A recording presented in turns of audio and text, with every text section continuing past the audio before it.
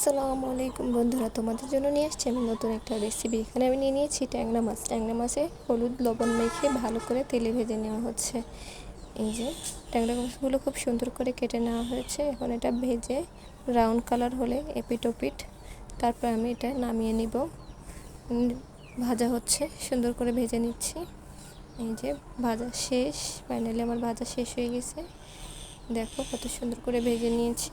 এবার আমি এটা বরবটি আর আলু দিয়ে রান্না করব। বরবটিটা পিস পিস করে কেটে নিয়েছি, আলুটা কেটে নিয়েছি, নিয়ে এখানে আমি ধুয়ে নিয়েছি। এবার আমি এটা ভালো করে রান্না করব। এই যে দেখো ট্যাংরা মাছগুলো আর বরবটি দিয়ে একটা রেসিপি বানাবো। এখানে আমি পেঁয়াজ ভালো করে দিয়ে দিয়েছি, পরিমাণে বেশি পেঁয়াজ দিয়ে দিয়েছি। দিয়ে ভালো করে কষিয়ে নিচ্ছি, ঝিকিমিকি করে কষিয়ে নিচ্ছি সুন্দর করে। এখানে আমি একটু ভাজা হয়ে গেছে, আর একটু ভাজবো। তারপর এখানে আমি হলুদ, শুকনো মরিচের গুঁড়ি, একটু লবণ দিয়ে আমি ভালো করে কষিয়ে নিচ্ছি। এই যে আমার কষানো অনেকটা শেষ হয়ে আসছে। দেখো এখানে কষানো শেষ হয়েছে, আমি কীভাবে বুঝতে পারছি? এখানে আমি পেঁয়াজ থেকে তেলটা ছেড়ে দিয়েছে। এই যে দেখো কালারটা অন্যরকম আসছে।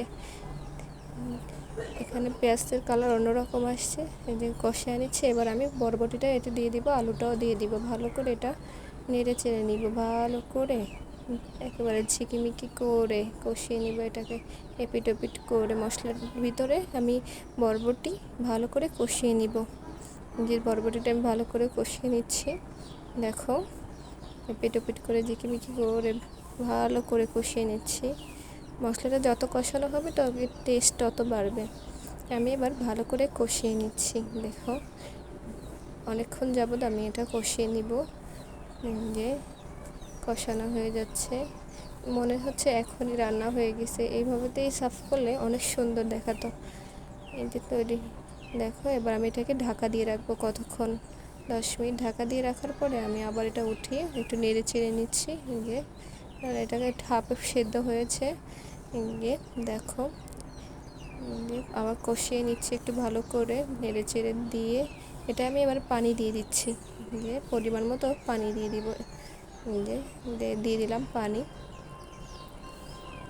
দিয়ে আমি একটু নেড়ে চেড়ে নিচ্ছি ভালো করে নেড়ে চেড়ে নিয়ে। এই যে আমি আরেকটু পানি দিয়ে দিব, কেননা এটা সেদ্ধ হবে ভালো করে।